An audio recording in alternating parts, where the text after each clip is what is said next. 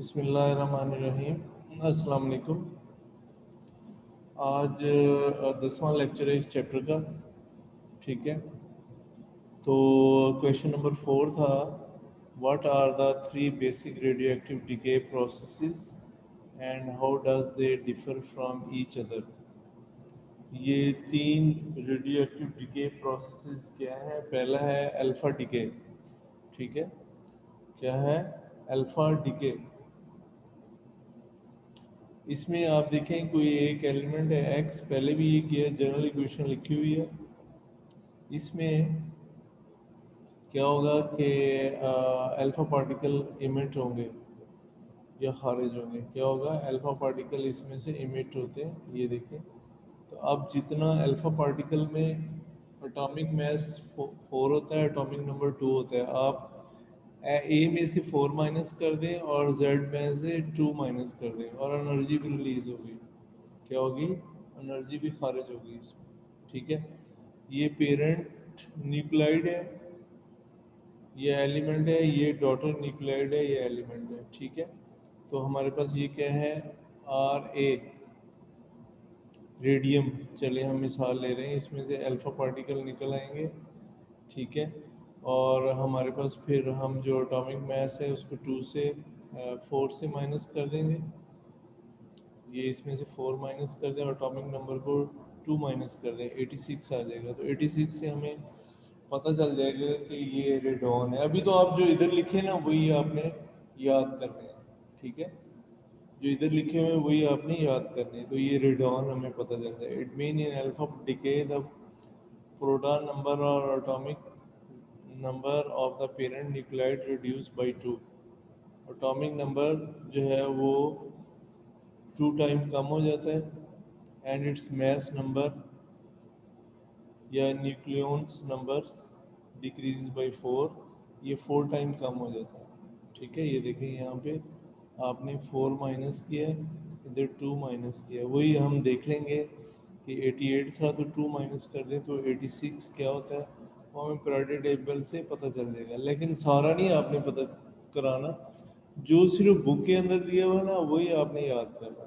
ठीक है, अब ये नहीं है कि पूरी टेबल आप जो है वो देख रहे हो कि क्या क्या हो रहा है ये।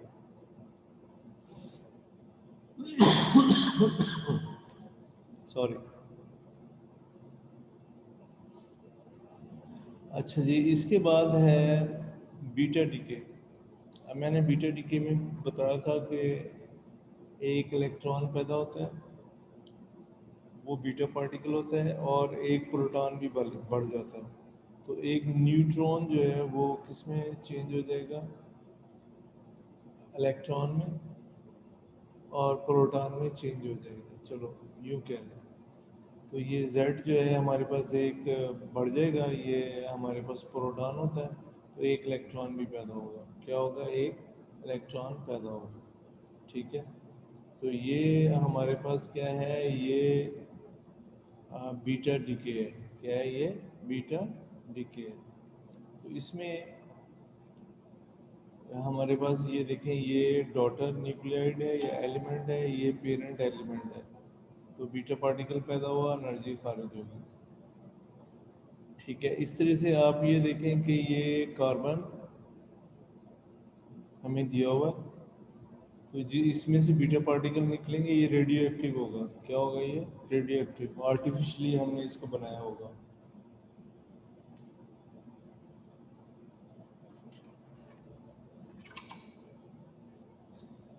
तो फिर क्या होगा? नाइट्रोजन इसमें से खारिज होगी, बीटा पार्टिकल, और एनर्जी रिलीज होगी। In beta decay the parents nuclide has its own proton number Z increase by 1 but its mass number A remain unchanged। mass number तो कोई तब्दीली नहीं आएगी, प्रोटॉन नंबर पे तब्दीली आएगी, यानी प्रोटॉन जो है वो एक बढ़ जाएगी, क्योंकि ये इलेक्ट्रॉन पैदा हुआ तो प्रोटॉन भी पैदा होगा। ठीक है, ये ख्याल रखें बीटा डीके। अच्छा जी, गैमा डीके। इसमें हमारे पास एक रेडियो एक्टिव एलिमेंट है X, तो इसमें से गैमा रेज खारिज हो जाएंगी, लेकिन इस पर कोई फ़र्क नहीं पड़ेगा नंबर पे।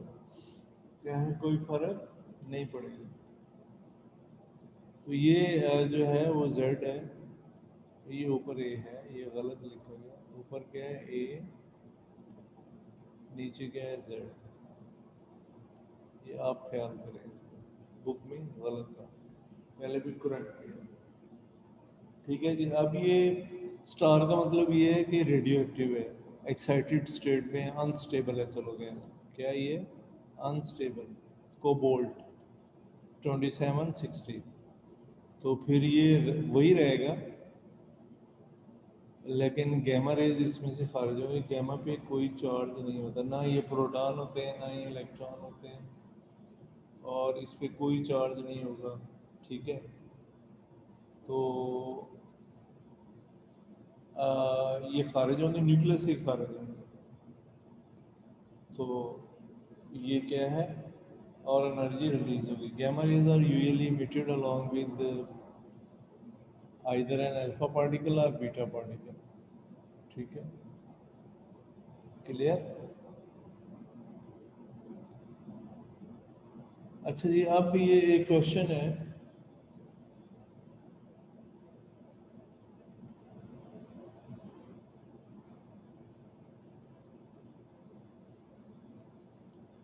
आप राइट द अल्फा पार्टिकल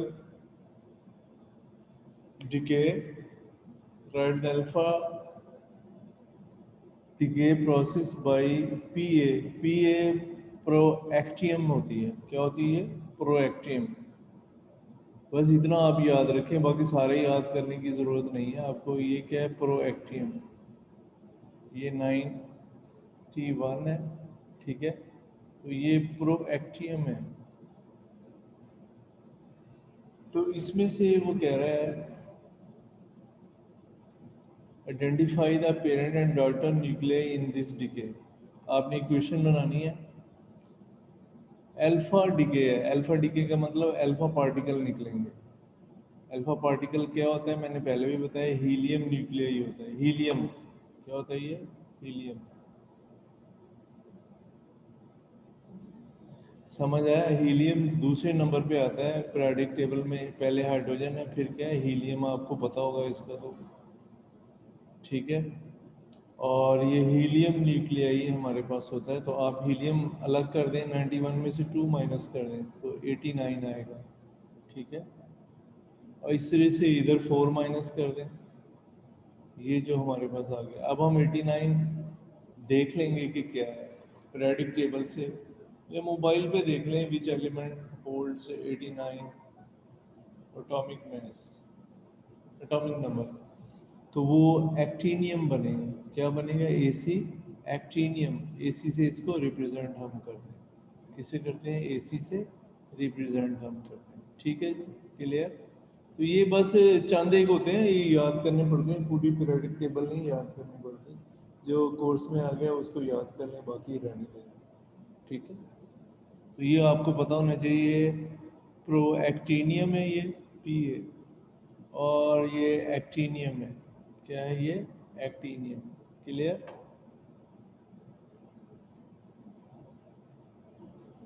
अच्छा जी, explain whether the atomic number can increase during nuclear decay. whether atomic number बढ़ता है। Support your answer with example.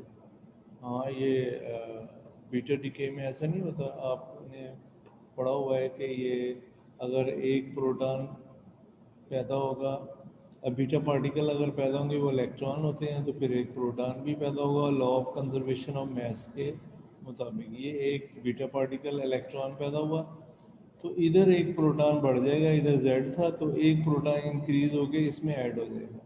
क्या हो जाएगा? प्रोटॉन इंक्रीज होके ऐड हो जाएगा। ठीक है, क्लियर?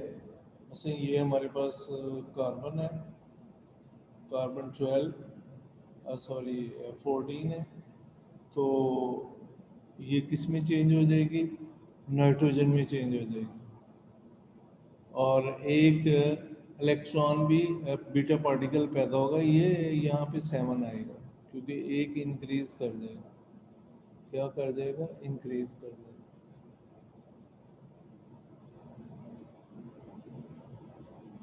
तो यहाँ पे क्या आएगा? 7। ठीक है, नीचे। तो एटॉमिक मास 7 जो है नाइट्रोजन का एटॉमिक नंबर नाइट्रोजन का होता है। और जो इस पर कोई फ़र्क नहीं पड़ेगा। तो इधर जो है वो एक प्रोटॉन बढ़ जाएगा, वो नाइट्रोजन बन जाएगी। क्या बन जाएगी? नाइट्रोजन। और बीटा पार्टिकल रिलीज होंगे। ठीक है। देखिए जब बीटा पार्टिकल रिलीज होते हैं वो नेगेटिव चार्ज होल्ड करते हैं, इस पे इलेक्ट्रॉन होता है। क्या होता है? इलेक्ट्रॉन। ठीक है। और जब एक इलेक्ट्रॉन पैदा होगा तो प्रोटॉन भी पैदा होगा। क्या होगा? प्रोटॉन भी पैदा होगा, law of conservation of mass के मुताबिक आपने पढ़ा होगा। तो फिर ये इधर नंबर बढ़ जाएगा, 7वां नंबर आ गया, तो इसका मतलब ये नाइट्रोजन है। In beta decay, the parent nucleids had its proton Z increased by 1, but its mass number A remain unchanged. mass number पे कोई फर्क नहीं पड़ेगा। यही वो पूछ रहा था। अच्छा जी, what do you understand by half life of a radioactive element? अब रेडियोएक्टिव एलिमेंट की हाफ लाइफ से आप क्या समझते हैं? ठीक है। तो ये तो आपको पता ही है रेडियोएक्टिव हाफ लाइफ क्या होती है, इसके बारे में आपने डिटेल से पहले पढ़ा चुका हूँ उसको।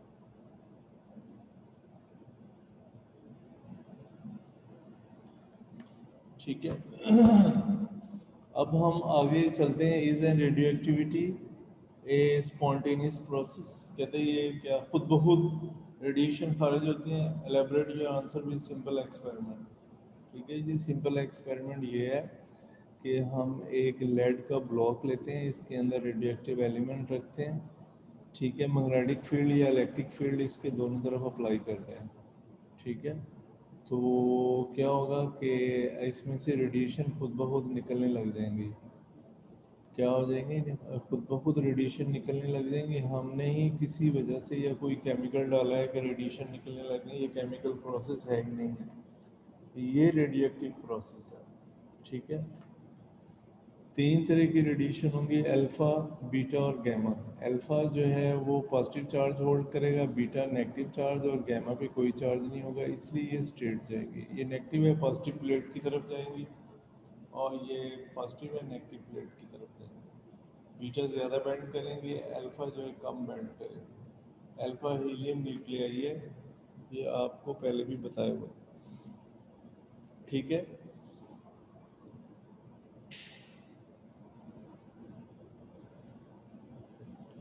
अच्छा जी, natural radioactivity spontaneous emission of radiation by unstable nuclei is called natural radioactivity. Radioactive element which emit such radiation are called radioactive element। ठीक है। अच्छे 3 type of radiation are usually emitted by radioactive element, they are alpha, beta and gamma। These 3 form of radiation were studied by using the scheme shown। The radioactive source place inside the magnetic field, इसको हम क्या करते हैं? magnetic field में रख देते हैं। Electric field में भी यही काम होगा। The radiation emitted by the source split into 3 component, alpha, beta and gamma. 3 component में ये चेंज हो जाएगी, अल्फा, बीटा और गैमा। एक मिनट, अभी इधर चेंज शायद पहले किया था, अब वो सेव नहीं हुआ। ठीक है। गैमा इधर बना देते हैं अभी।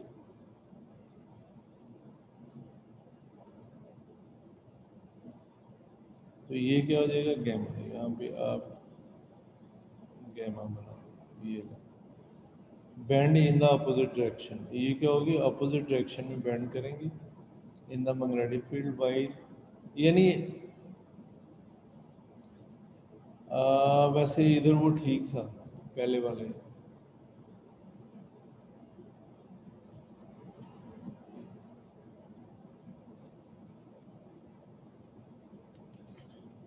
वो ये कह रहा है यहाँ पे,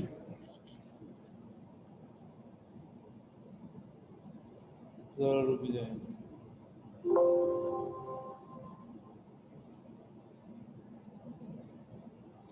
अल्फा और बीटा तो bend in the opposite direction in the magnetic field. ठीक है। अल्फा और बीटा जो है अपोजिट डायरेक्शन में जाएंगे, ये देखिए मैग्नेटिक फील्ड की। ठीक है। कहाँ गया? ठीक है, क्लियर।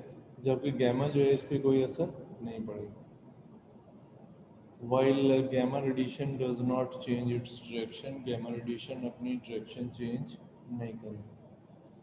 क्लियर? अच्छा जी, अब what is meant by background radiation. अब बैकग्राउंड रेडिएशन से क्या मतलब है, ये आपको पहले भी आपने पढ़ा है, लेकिन चलें हम दोबारा इसको करवा देते हैं ताकि रिपीट हो जाए। Radiation present in the atmosphere due to different radioactive substance are called background radiation। मुख्तलिफ radioactive substance हैं यहाँ पे मौजूद है, ठीक है, उसकी वजह से जो रेडिएशन मौजूद हैं उनको बैकग्राउंड रेडिएशन कहते हैं। Where everywhere in the rocks soil water and air of our planet are traces of radioactive element. ये बहुत कम मिकदार में, लाजमी हर जगह पे रेडियोएक्टिव एलिमेंट हैं, लेकिन उनकी रेडिएशन जो निकल रही है इतनी ख़तरनाक नहीं है या ज़्यादा नहीं है कि हमारे जिस्म को नुकसान पहुंचाए, ठीक है। This natural radiation is called background radiation. It is an as much part of our environment as sunshine and rain. Fortunately our body can tolerate it.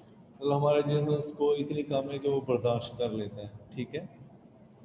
Only places where radiation is very high, वो जगह है जहाँ radiation बहुत ज़्यादा है, can be injurious to health. जैसे atomic plant लगा हुआ है या कहीं एटम बम फूट गया तो वहाँ रेडिएशन जो है वो लंबे अरसे तक रहेंगे, तो वो हमारे लिए नुकसानदेह होंगे। The earth and all living things on it also receive radiation from outer space. बाहर से भी आ रही है radiation. This radiation is called cosmic radiation which primarily consist of proton, electron, alpha particle and large nuclei। आमतौर पर इनमें क्या होता है, प्रोटॉन होते हैं, इलेक्ट्रॉन, अल्फा पार्टिकल और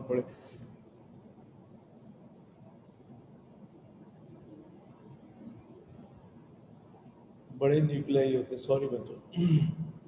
The earth and all living things on it receive radiation from outer space। This radiation is called cosmic radiation। जो बाहर से रेडिएशन आ रही है ऊपर से आसमानों से या चलो सूरज की तरफ से, वो कॉस्मिक रेडिएशन है which primarily consist of proton, electron, alpha particle and larger nuclei. The cosmic radiation interact with atom in the sphere to create a shower of secondary radiation including X-rays, muons, protons, alpha particles, electron and neutrons।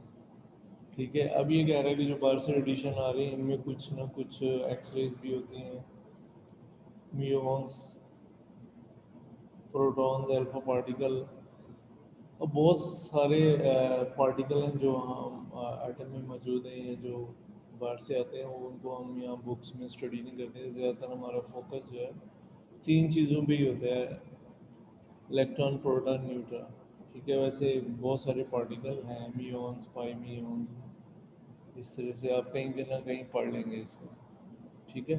तो ये environmental source है alpha, beta and gamma radiation. कौन कौन से हैं? 21% तो cosmic rays है, 2% fall out, 20% radon gas है और बाकी 57% जो है वो natural radioactivity in rocks and soil. मिट्टी में जो या हवा में या रॉक्स में जो रेडिएक्टिव ट्रेसेस एलिमेंट मौजूद हैं उनकी वजह से रेडिएशन ये होती है, ठीक है जी। तो आपने कुछ पूछना हो तो पूछ सकते हैं आप बच्चों, कोई क्वेश्चन आपने रेज करना है? हाँ जी, नहीं, चलें, थैंक यू जी, अस्सलाम वालेकुम।